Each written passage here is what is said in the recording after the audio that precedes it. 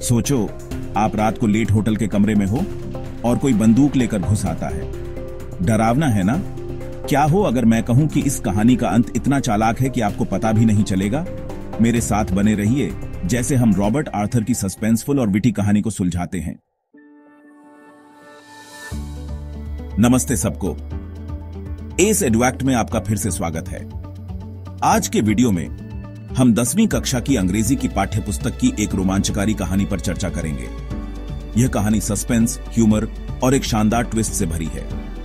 हम इसे आसान भाषा में समझाएंगे ताकि आपको हर डिटेल समझ आए और आप अपनी परीक्षा के लिए कॉन्फिडेंट महसूस करें। तो चलिए शुरू करते हैं।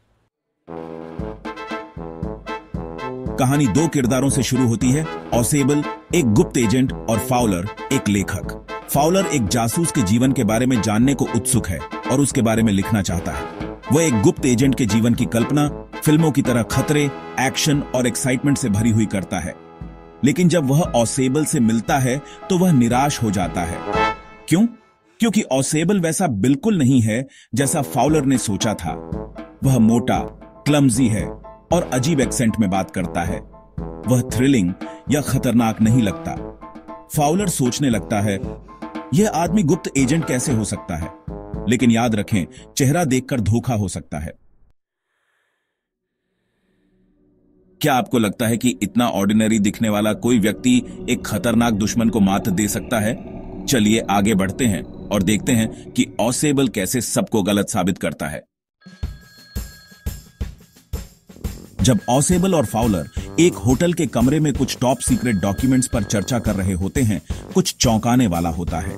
अचानक दरवाजा खुलता है और एक आदमी बंदूक लेकर अंदर आता है। यह घुसपैठिया खुद को एक दूसरा जासूस बताता है। वह ऑसेबल के पास मौजूद गुप्त कागजात चाहता है। फाउलर डर जाता है। यह उस शांत ऑर्डिनरी रात जैसा बिल्कुल नहीं है जिसकी उसने उम्मीद की थी। अब ऑसेबल पर ध्यान दें।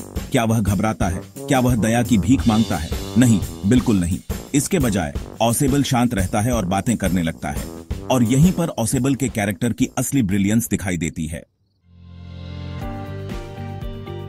ऑसेबल अपने कमरे की खिड़की के बाहर एक बालकनी के बारे में बातें शुरू करता है। वह घुसपैठिए को बताता है कि लोग अक्सर इस बालकनी का इस्तेमाल उसके कमरे में घुसने के लिए करते हैं। वह यह भी शिकायत करता है कि इस बालकनी ने उसे पहले कितनी परेशानी दी है। लेकिन यहां ट्विस्ट है, कोई बालकनी ही नहीं है। ऑसेबल झूठ बोल रहा है, लेकिन वह इतने कॉन्फिडेंस से बोलता है कि घुसपैठिया भी उसे मान लेता है। फाउलर वहां बैठा पूरी तरह कंफ्यूज्ड है, लेकिन चुप रहता है।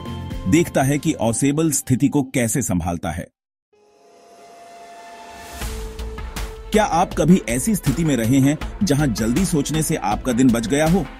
इसके बारे में सोचें जब हम कहानी के सबसे एक्साइटिंग पार्ट पर जाते हैं। जैसे ही घुसपैठिया ऑसेबल पर बंदूक ताने रहता है, दरवाजे पर दस्तक होती है। ऑसेबल कहता है, यह पुलिस होगी। मैंने उन्हें कागजात की सुरक्षा के लिए बुलाया था। इससे घुसपैठिए के मन में दहशत फैल जाती है।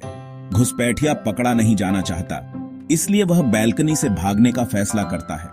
वह खिड़की खोलता है और बाहर कूद जाता है। लेकिन आगे क्या होता है?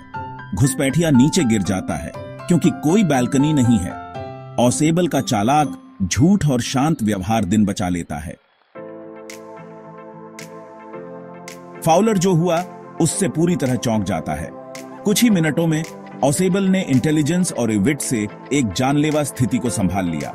ऑसेबल के बारे में फाउलर की पहले की राय पूरी तरह बदल जाती है। उसे अब एहसास होता है कि जासूस होने का मतलब थ्रिलिंग या खतरनाक दिखना नहीं है, बल्कि अपने दिमाग का इस्तेमाल करना और दबाव में शांत रहना है। क्या यह कमाल की बात नहीं है? अब मैं आपसे पूछता हूं, अगर आप ऑसेबल की जगह होते तो आप स्थिति को कैसे संभालते? अपने जवाब नीचे कमेंट्स में शेयर करें।